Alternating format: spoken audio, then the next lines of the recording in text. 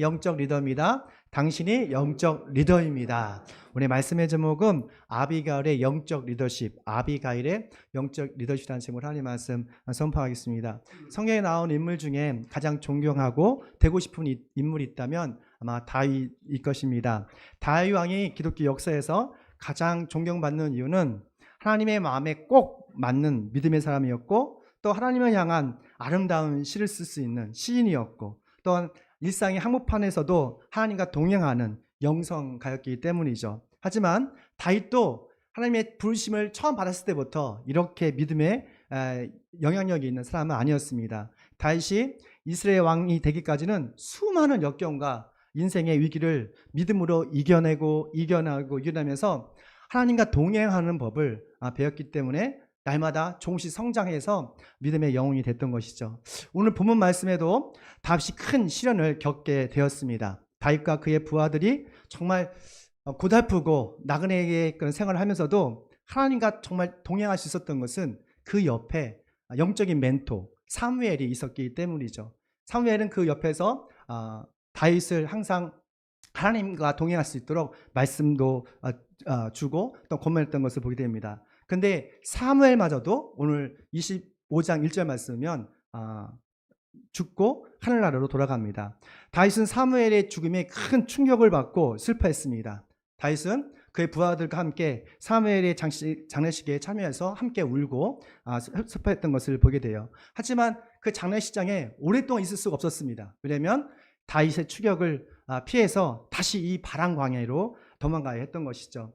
다윗은 자기 편이 없다는 그런 생각 때문에 아마 상당히 외로웠고 고독했을 거라고 생각을 해요. 그리고 마음에는 나의 멘토가 없었으니까 상당히 두려웠다고 생각합니다. 언제까지 내가 이 도망자 생활을 할 것인가, 그런 생각도 했을 것 같아요.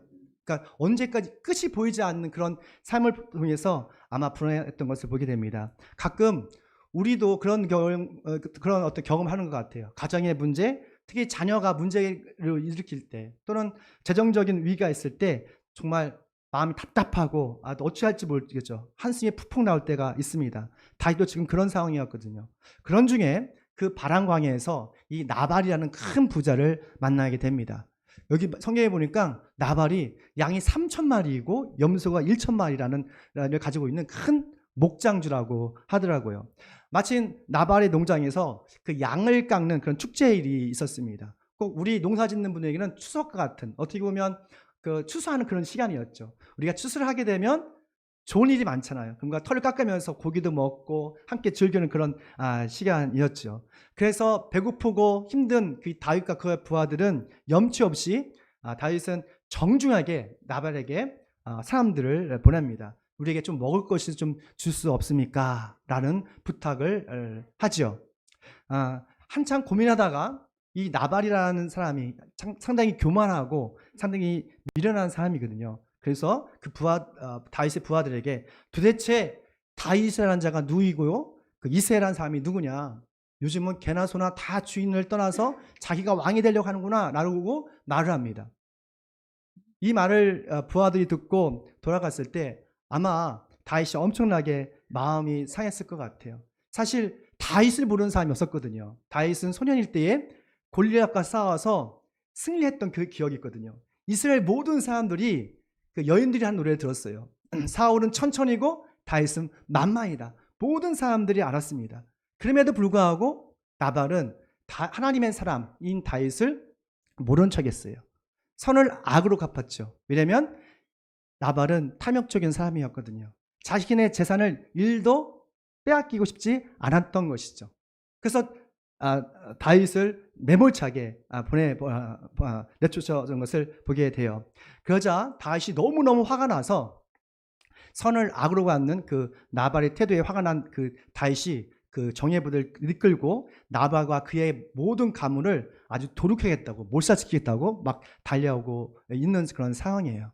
나발과 그의 모든 가족은 곧 있으면 죽을 운명에 처하게 되었습니다. 이러한 사실을 나발의 한 일꾼이 아비가일에게 알려준 것이죠. 남편의 잘못된 결정으로 그의 가족과 가문이 사라질 운명에 처했던 이 긴박한 상황에서 이 아비가일은 어떻게 가문의 운명을 바꿀 수 있었을까? 그리고 아비가일의 영적 리더십을 통해서 우리가 배워야 할 하나님의 메시지 무엇일까? 오늘 말씀을 통해서 함께 배워보겠습니다. 함께 있습니다. 지혜와 용기가 있는 아비가일을 볼 수 있습니다. 아멘. 우리는 그 지혜와 용기가 있는 그 아비가일의 리더십을 볼 수가 있었습니다. 그러니까 아비가일은 지혜와 용기가 있었어요. 그녀의 일꾼들이 보고를 듣자마자 지혜롭게 상황 판단을 하고 즉각적으로 신속하게 대처를 하는 것을 보게 돼요. 우리 18절 말씀입니다. 함께 있습니다. 아비가일이 서로 빵 200덩이와 포도주 2가죽 부대와 이미 요리하여 놓은 양 5마리와 볶은 고식 5세아와 건포도 뭉치 100개와 무화과 뭉치 200개를 가져다가 모두 낙이 여러 마리에 실었다라고 말하고 있습니다. 예수님께서 제자들 세상에 보실 때 하신 말씀이 있는데 뱀처럼 지혜롭고 비둘기처럼 순결하라고 말씀하셨어요. 그만큼 우리가 살아가는 이 세상은 상당히 거칠고 어렵고 많은 어려움이 있다고 말하는 겁니다. 그래서 우리는 뭐가 필요합니까? 바로 믿음과 지혜가 필요한 거예요. 우리가 강한 믿음으로 우리의 앞에 있는 많은 바위 같은 것을 뚫을 수 있는 것이 있지만 사실 이 지혜가 방향을 우리에게 제시하기 때문에 이 지혜가 있을 때 우리는 우리의 삶을 넉넉히 이길 수 있는 것을 보게 돼요. 우리가 아빌 같은 그런 상황이었다면 어땠을까? 아마도 정말 이게 다윗이 막 자기 부대를 데리고 왔을 때 마음에 많은 걱정과 근심이 있었을 것 같아요. 우리 갑작스럽게 우리가 IMF라든지 경제 위기가 왔을 때 우리 전 국민들이 많이 어려워했지 않습니까? 그런 것처럼 경제적인 위기가 왔을 때 또 건강에 문제가 있을 때 많이 위축되고 어떻게 할지 모르는 그런 두려움에 빠질 때가 많습니다. 그런데 성령의 지혜와 용기가 있는 사람은 이런 삶의 문제를 세상의 눈을 보지 않고 하나님의 시각으로 볼 수 있는 영적 분별력이 있더라고요. 아비가일은 그녀의 운명을 하나님의 관점으로 푸는 것을 보게 돼요. 도대체 제가 이 아비가일에게 어떻게 이런 지혜가 있었을까? 좀 재미있는 상상을 해봐요. 여기 말씀 보니까 그 남편 나발이 고집스럽고 미련하다고 했잖아요. 성격이 불같아요. 그러니까 이 나발이 아마도 일상에서 많은 문제를 일으켰던 것 같아요. 그 모든 문제를 누가 해결했을까요? 그렇죠. 아내인 아비가일이 다니면서 다 일처리를 했던 거예요. 거기면서 아마 지혜가 생겼던 것이 아닌가라는 생각을 하게 됩니다. 그렇지 않습니까? 우리 여자 권사님들이 다 끄덕이시는 것 같은데, 그럼 맞는 것 같아요. 하지만 성경은 하나님을 경외하는 마음에서 지혜가 온다고 말하고 있습니다. 하나님을 경외하는 그런 사람은 우리 지혜를 얻는다고 말하고 있어요. 그래서 하나님을 경외하는 사람은 우리 삶의 문제를 세상의 시각이 아니라 바로 하나님의 눈으로 볼 수 있는 그런 영적 통찰력이 있었던 것이죠. 우리가 영적인 통찰력이 있으면 있잖아요. 어떤 위기에서도 하나님의 기회를 볼 수 있는 그런 기회를 잡을 수 있는 그런 지혜로운 사람이 됩니다. 제가 요즘 아는 집사님이 간증을 하셨어요. 근데 그분이 그런 말을 하더라고요. 갑자기 자기가 사랑했던 자녀가 갑자기 건강에 이상이 있었던 거예요. 너무너무 건강했는데 또 운동까지 하는데, 그리고 재정적인 문제가 갑자기 생겼고 또 며칠 후에 봤더니 자기 남편이 암에 걸린 거예요. 정말 이게 엄청난 위기 아닙니까? 내가 사랑하는 자녀는 아프고 내가 나름 준비했던 이 재정의 문제 너무 심각해졌고 또 주위에 있던 남편까지도 암에 걸려서 어려운 위기를 처했던 것을 보게 돼요. 하루하루가 너무너무 힘들었다고 합니다. 그런데 그런 위기에서 어려움에서 놀라운 하나님의 은혜를 발견했어요. 왜냐하면 그런 감당할 수 없는 삶의 문제를 통해서 자신의 죄를 깨닫게 된 거예요. 그리고 눈물로 회개하고 하나님께 다시 돌아오는 기회가 됐다고 말합니다. 성령의 지혜와 용기가 있는 사람에게는 여러분 세상의 위기가 하나님을 만날 수 있는 기회가 됩니다. 사실 아비가일도 감당할 수 없는 위기로 다윗을 처음 오늘 만나게 되잖아요. 근데 이 만남이 놀라워요. 이 만남은 우연이 아니에요. 하나님의 섭리가 있었어요. 나중에 이 모든 문제가 해결되고 아비가일은 바로 다윗의 아내가 되는 것을 보게 됩니다. 이런 축복을 누립니다. 여튼 아비가일은 지혜와 용기가 있어서 위기를 기회로 받고 있는 영적인 리더였습니다. 우리에게 삶의 어려움이 찾아왔을 때, 어떤 건강한 문제가 찾아왔을 때에도 너무 두려워하지 마십시오. 하나님의 지혜를 구하십시오. 하나님의 용기를 구하십시오. 그러면 하나님께서 세상을 이길 수 있는 여러분의 삶의 모든 문제를 이겨낼 수 있는 지혜와 용기를 주실 것입니다. 두 번째입니다. 우리 함께 읽습니다. 겸손과 책임감 있는 아비가일의 리더십을 볼 수가 있습니다. 이게 다윗이 참 배려심이 많았거든요. 이 배려심이 많았던 다윗도 이 탐욕적인 이 나발의 태도에 정말 단단히 화가 났습니다. 광야에서 다윗은 도망자였지만 그럼에도 불구하고 이 나발의 재산과 그의 목자들을 항상 지켜줬거든요. 그리고 아주 정중하게 이 나발에게 좀 먹을 것 좀 달라고 요청했거든요. 우리 21절 말씀이죠. 함께 있습니다. 다윗은 단단히 벼르고 있었다. 내가 저 광야에서 그에게 속한 것은 무엇이든지 지켜주어 그의 모든 재산 가운데서 아무것도 잃어버리지 않도록 하였으나 그것이 모두 헛일이었다. 그는 나에게 선을 악으로 갚았다. 단단히 화가 났죠. 꼭 성남 황소처럼 다윗이 너무너무 화가 나서 이 아비야의 가이를 만나자마자 당신 남편 어떻게 이렇게 할 수 있냐고 막 지금 따지고 있는 거예요. 사실 다윗과 그의 용사들은 부하들은 전쟁에 능했던 사람들이거든요. 지금 말하면 최정예 부대, 특공대였거든요. 왜냐면 맨날 싸움을 했어요. 매일 전쟁을 했어요. 마음만 먹으면 나발 그냥 제거하고 거기에 있는 3,000마리의 양과 염소를 다 차지할 수도 있었어요. 그렇지만 하나님께서 그와 동행하시기 때문에 그 험난한 광야에서도 정말 급한 상황에서도 그 나발의 목자의 양들과 또한 그들의 나발의 그런 목자들을 다 보호하시고 끝까지 지켜주었던 것이죠. 근데 이 미련한 나발은 다윗의 이러한 선한 행동에도 감사하지 못하고 지금 다윗을 무시했던 거예요. 그러니까 다윗의 분노 게이지가 아주 크게 달아냈던 것이죠. 여러분, 분노는 아무리 믿음의 사람도 괴물을 만들 때가 있더라고요. 그래서 우리가 너무 화가 나고 분노하면 좀 한 걸음 뒤로 물러설 필요가 있는 거예요. 다윗은 하나님의 부르심을 받았지만, 왕로에로서의 부르심을 받았지만 그것을 잠시 잊어버리고 괴물이 되고 있고 잔인한 삶이 되어가고 있었던 것이죠. 꼭 가인처럼 죄가 다윗을 삼키려고 노려보고 있었던 거예요. 게다가 다윗은 또 정의롭잖아요. 부하들이 배고픈 것을 못 보거든요. 그 부하들이 굶주려 있는 것을 보았을 때 아마 더 화가 났을 거예요. 그래서 나발의 무시와 거절은 다윗의 마음속에 그 내재되어 있던 그런 어떤 죄성과 폭력성을 자극하기에 충분했던 것이죠. 만약에 이 순간에 다윗이 정말 속된 말로 분노의 계지가 너무 폭발해서 뚜껑이 열려서 그 600명의 부하들과 함께 이스라엘에서 복수혈전 시작했다면 아마 난리가 났을 것 같아요.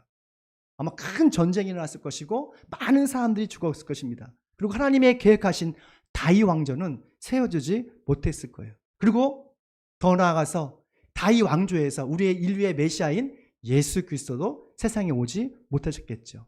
그런데 이 아비가일의 겸손한 태도가 분노한 다윗의 마음을 가라앉힙니다. 아비가일은 겸손하게 다윗을 왕처럼 인정하는 것을 보게 돼요. 바로 24절입니다. 함께 있습니다.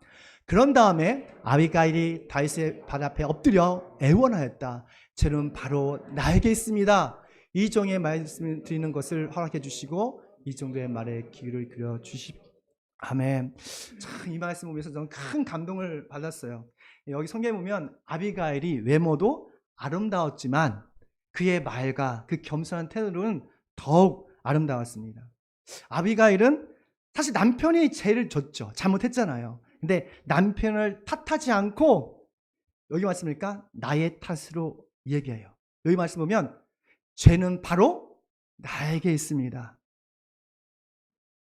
우리는 일반적으로 문제가 있으면 남 탓하기 바쁘잖아요.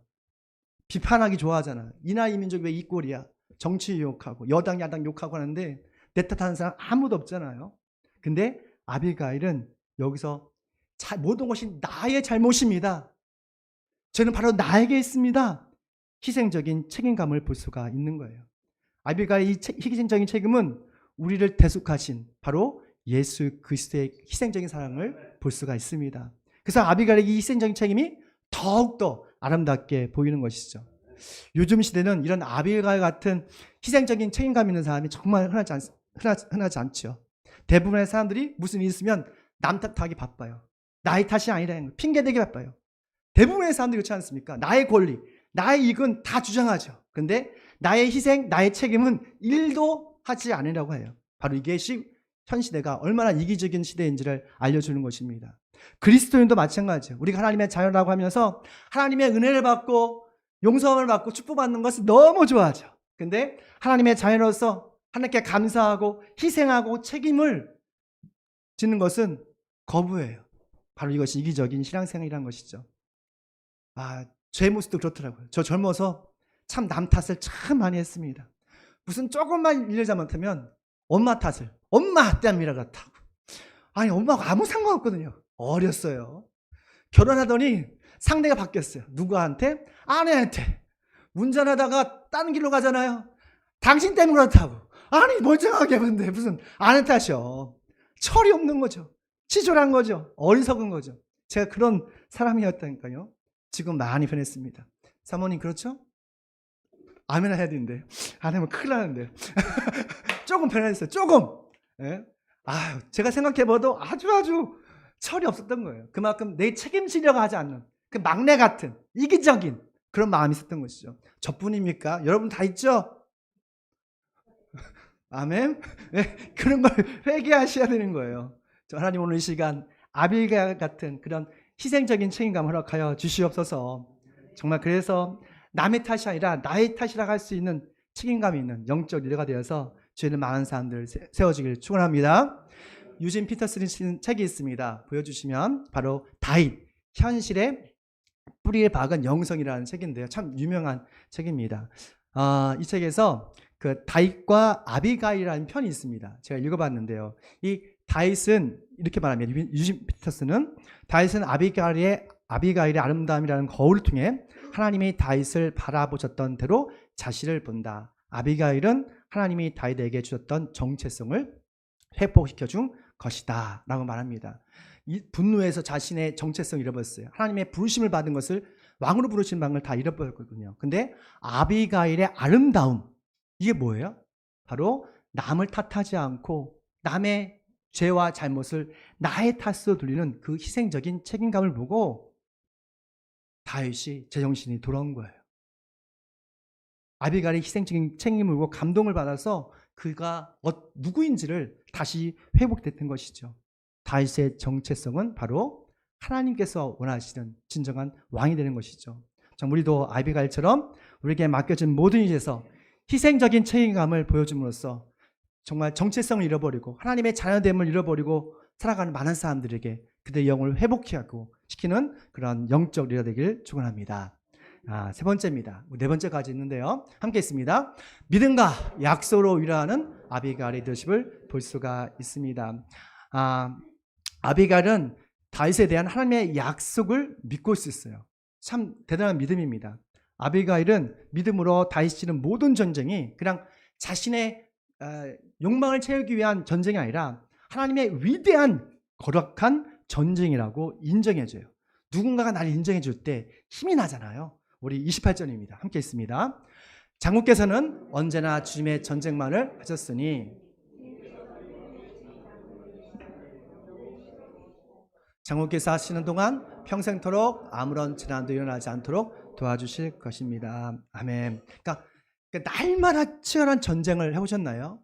아마 우크라이나에 사는 많은 사람들은 정말 하루도 평안한 날이 없을 것 같아요. 언제 비행기가 날아와서 폭격을 할지 모르잖아요. 그러니까 다윗도 날마다 치열한 전쟁을 살았습니다. 근데 다윗에게 여기 말하니까 장군께서는 언제나 주님의 전쟁만을 하셨으니라는 그런 아비가일의 고백을 들 수가 있어요. 그러니까 나의 전쟁이 아니라 여기 말씀드리니까 주님의 전쟁을 하셨습니다. 사실 다윗 그 시대에 많은 사람들이 오해했을 수도 있어요. 다윗이 사울 왕을 피해서 사울과 계속 싸워야 했거든요. 그리고 블레셋과 계속 싸워야 했어요. 그러니까 주변 사람들은 오해할 수 있어요. 이 다윗은 싸움에 열광적인 사람이구나. 너무 잔인한 사람이구나. 그런 생각을 할 수도 있었을 거예요. 근데 아비가일은 그 다윗의 마음을 정확히 깨뜨려 본 거예요. 당신이 하는 이 정말 처절한 싸움들, 전쟁들, 이건 사소한 싸움이 아니라 거룩한 전쟁이었습니다. 주님의 전쟁이었습니다.